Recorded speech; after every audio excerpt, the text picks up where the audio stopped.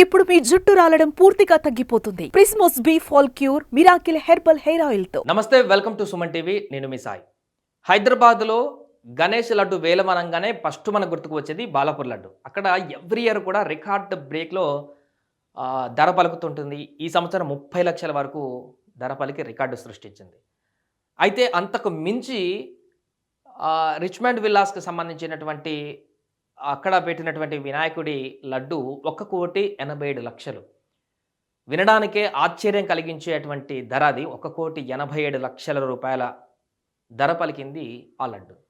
అంటే ఇది మిగతా అన్ని గణపతి మండపాలలో జరిగేటువంటి వేలం పాటలతో పాటుగా అలాగే ఉంటుందా? దీనికి ప్రత్యేకత ఏమన్నా ఉందా? అసలు ఈ లడ్డు వేలం పాటలో ఉండేటువంటి విధి విధానాలేంటి?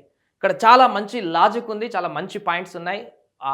రిచ్మండ్ విల్లాస్ వాళ్ళు తీసుకున్నటువంటి నిర్ణయం కూడా చాలా ఇన్స్పిరేషన్గా ఉన్నటువంటి అంశం. చాలా మంచి పరిణామం ఉంది ఈ యొక్క ఆ విల్లాస్కి సంబంధించిన కమ్యూనిటీ తీసుకున్నటువంటి నిర్ణయాలలో. ఎందుకంటే ఇది ఒక రకంగా ఇది వేలం పాట అని చెప్పుకోకూడదు, ఒక సామాజిక కార్యక్రమానికి పునాది వేసేటువంటి బాట అని చెప్పుకోవచ్చు. ఒకసారి ఆ వివరాలు పూర్తిగా చూసేటువంటి ప్రయత్నం చేద్దాం. 1,87,00,000 రూపాయలు ఏ రకంగా ఆ లడ్డు పలకడం జరిగింది అనేటువంటిది. సో ఇక్కడ ఏటా రికార్డు స్థాయిలో లడ్డు వేలం పాట. ఈ ఏడాది 1.87 కోట్లతో రికార్డు. సామాజిక సేవలో 48 NGOలతో ఒప్పందం. క్రికెటర్ కపిల్ దేవ్ సైతం ప్రశంసలు. చూడండి, కపిల్ దేవ్ కూడా ఈ యొక్క కార్యక్రమానికి సంబంధించి ఆయన ప్రశంసలు కురిపించాడంటే ఇది కేవలం లడ్డు వేలం పాటకు సంబంధించినటువంటి విషయం మాత్రమే కాదు. గణపతి వేలం పాటలో లడ్డుని గెలుచుకునేటువంటి విషయం మాత్రమే కాదు, దీంట్లో చాలా చాలా చాలా ఒక మంచి విషయాలు కూడా ఉండడం జరిగింది. దానికి సంబంధించిన పూర్తి వివరాలు చూద్దాం. ఎందుకంటే ఇందులో వచ్చినటువంటి డబ్బంతా కూడా ₹1 కూడా ఈ కమ్యూనిటీ ఏదైతే ఉందో రిచ్మండ్ విల్లాస్కి సంబంధించి వాళ్ళు ₹1 కూడా తీసుకోరు, ₹1 కూడా తీసుకోరు. అది ఎవరైతే లడ్డు స్వీకరించారో ఆ వ్యక్తి కూడా, ఎవరైతే ఇక్కడ మన ఫోటోలో కనిపిస్తున్న లడ్డు ఎత్తుకున్నటువంటి ఆ వ్యక్తి కూడా ₹1 కూడా స్వీకరించారు. అసలు వీళ్ళ ఇంటెన్షనే ఇక్కడ ఒక క్రౌడ్ ఫండింగ్ ఏర్పాటు చేసి ఆ విల్లాస్లో ఉన్నటువంటి మొత్తం పనిచేసేటువంటి వ్యక్తులు, అదేవిధంగా మిగతా స్వచ్ఛంద సంస్థలకు విరాళాల రూపంలో, ముఖ్యంగా కమ్యూనిటీలో పనిచేసేటువంటి వాళ్ళ పిల్లలు, వాళ్ళ పిల్లల స్కూల్స్, వాళ్ళ ఆర్థిక జీవితాలు, కుటుంబాలకు సంబంధించిన వాటన్నిటిని కూడా మెరుగుపరచడానికి ఉపయోగించడానికి క్రియేట్ చేసుకున్నటువంటి ఒక ఫండ్. అంతేకాకుండా వివిధ స్వచ్ఛంద సంస్థల ద్వారా బయట ఉన్నటువంటి సామాన్య పేద ప్రజలకి సహాయం చేసేటువంటి దిశగా ఫండింగ్ని చేయడానికి కోసం ఏర్పాటు చేసుకున్నటువంటి ఒక మంచి ఇనిషియేషన్. సో చూద్దాం పూర్తిగా. వీళ్ళు ఏం చేస్తారంటే జనరల్గా మనం హైదరాబాద్లో కానీ ఎక్కడ ప్రాంతాల్లో కానీ గణేష్ వేలం పాట అంటే కొంతమంది ఇండివిజువల్గా ఎవరికి వారు పాల్గొని నేను గెలవాలంటే నేను గెలవాలి, ఆ లడ్డును సొంతం చేసుకోవాలని చాలామంది పాట పాడుతుంటారు. ఒక రేట్ చెప్తే ఇంకో రేట్ చెప్తారు, ఇంకో రేట్ చెప్తారు. అలా ఇక్కడ మాత్రం అలా ఉండదు. చూడండి, సో సాధారణంగా వేలం పాట అంటే ఎవరో ఒక వ్యక్తి పాడి లడ్డూని దక్కించుకుంటారు. కాకపోతే రిచ్మండ్ అపార్ట్మెంట్కు చెందినటువంటి వారంతా కూడా 4 గ్రూపులుగా విడిపోయి వేలం పాట పాడుతుంటారు.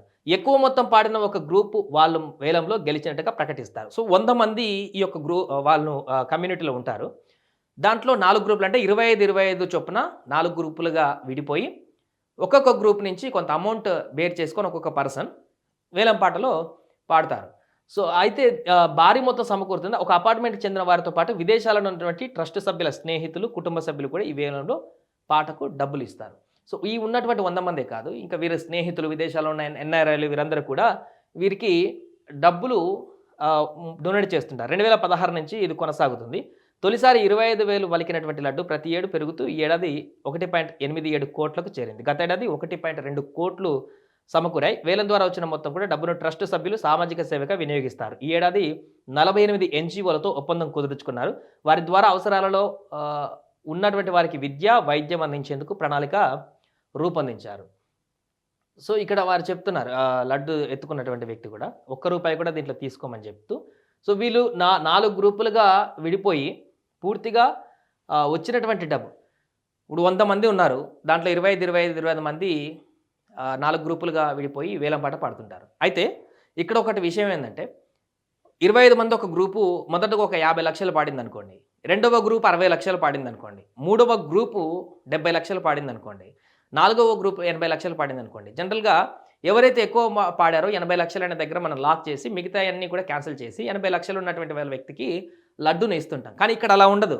80 లక్షలు 4వ గ్రూపు పాడినప్పటికీ మొదటి గ్రూప్ 50 లక్షలు, రెండో గ్రూప్ 60 లక్షలు, మూడో గ్రూప్ 70 లక్షలు, వీటన్నిటిని కూడా ఇంక్లూడ్ చేస్తూ బల్క్ అమౌంట్, టోటల్ అమౌంట్ని క్రియేట్ చేసి ఆ లడ్డూని తీసుకుంటారనమాట. అంటే వీరు వేలం పాడడం ఈ యొక్క ఎటు చేసి ఆ డబ్బంతా కూడా ఎవరైతే ముందే ఒక ఈ సామాజిక సేవా కార్యక్రమాలకి ఎన్జిఓస్కి ముందే డబ్బులు ఇవ్వడం కోసం ఎంతవరకు సాధ్యమైతే అంతవరకు వేలంపాట ద్వారా పాడుతూ వారు ఇవ్వాలనుకున్నటువంటి అమౌంట్ లడ్డు వచ్చినా రాకపోయినా ఆ పాడినటువంటి అమౌంట్ అంతా కూడా ఖచ్చితంగా ఆ కమ్యూనిటీకి ఇచ్చేస్తుంటారనమాట. అలా 4 గ్రూపులు పాడినటువంటి డబ్బంతా కూడా ఆ 4 గ్రూపులు ఒక గ్రూపు గెలిచి లడ్డును సొంతం చేసుకున్నా కూడా 4 గ్రూపుల డబ్బంతా కూడా మొత్తం అక్కడ జమ చేసి దానిని వేలంపాట అమౌంట్గా వీళ్ళు ఫైనల్గా ఆ అమౌంట్ని చెప్పడం జరుగుతుంది. దాంతోనే 1,87,00,000 రూపాయలు.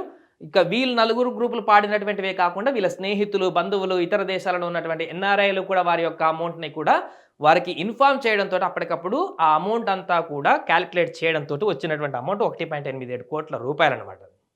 సో ఇది ఈ కమ్యూనిటీకి సంబంధించినటువంటి వేలంపాట. ఈ కమ్యూనిటీ సాధించినటువంటి లడ్డు, ఈ కమ్యూనిటీ సంపాదించుకున్నటువంటి లడ్డు అనమాట.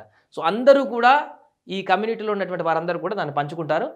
కపిల్ దేవ్ కూడా స్పందించినటువంటి వీడియోని చూడొచ్చు. సో ఈ డబ్బంతా కూడా ఎన్జిఓస్కి ఇవ్వడమే కాకుండా ఆ అపార్ట్మెంట్లో పనిచేసేటువంటి వ్యక్తులు, మిగతా సెక్యూరిటీ కానీ మిగతా వారందరికీ కానీ కొంత అమౌంట్ వారందరికీ వారి పిల్లల స్కూల్కి కానీ వారి డెవలప్మెంట్కి కానీ కమ్యూనిటీకి డెవలప్మెంట్కి కానీ వాడడమే కాకుండా అంతకు మించి ఎక్కువ ఈ 48 ఎన్జిఓలతో ఏదైతే ఒప్పందం కుదుర్చుకున్నారో వారందరికీ కూడా ఈ అమౌంట్ని అంతా కూడా డొనేట్ చేస్తూ ఉంటారు.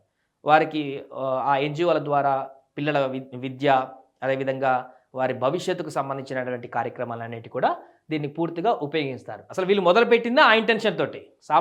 ఈ యొక్క అందరూ ఉన్నతమైనటువంటి స్థితిలో ఉన్నటువంటి వ్యక్తులే, ఆ విల్లాల్లో ఉన్నటువంటి వ్యక్తులు చాలా ధనవంతులు. కాబట్టి ఈ క్రౌడ్ ఫండింగ్ని చేయడం కోసం వినాయక ఉత్సవాన్ని ఒక ప్లాట్ఫామ్గా చేసుకొని ఆ దేవుడి సన్నిధం ద్వారానే, ఆ దేవుడి ద్వారానే ఆ లడ్డు వేలం పాట అనేటువంటి ఒక విధానం ద్వారానే, అంటే దీంట్లో మరలా జనరల్గా బయట సోషల్ యాక్టివిటీస్లో క్రౌడ్ ఫండింగ్ చేయడం వేరు, అదే ఒక దేవుడి దగ్గర లడ్డు వేలంపాట దిశగా అందులో ఒక మంచి భక్తితో కూడుకున్నటువంటి వ్యవహారాన్ని కూడా జమ చేసి అక్కడ వేలంపాటని క్రియేట్ చేసి ఆ ఫండ్ అంతా కూడా దేవుని ద్వారానే సామాన్య ప్రజలకి వివిధ సేవా కార్యక్రమాలకి ఇవ్వాలనుకునేటువంటి ఆలోచన చాలా గొప్పదని చెప్పవచ్చు. అందుకే ఈ యొక్క 1,87,00,000 రూపాయల లడ్డు వేలంపాట పలికిందనేటువంటి విషయానికి సంబంధించినటువంటి అంశం ఇప్పుడు దేశవ్యాప్తంగా కూడా చర్చకు వస్తుంది. వాళ్ళు తీసుకున్నటువంటి ఇనిషియేషన్ కూడా చాలా గొప్పదైనటువంటి విలువైనదంటూ కూడా ప్రశంసలు కూడా ఇప్పుడు వినిపిస్తున్నాయి. సుమన్ టీవీలో మీ పర్సనల్ అండ్ బిజినెస్ ప్రమోషన్స్ కోసం కింది నెంబర్కి కాంటాక్ట్ చేయండి.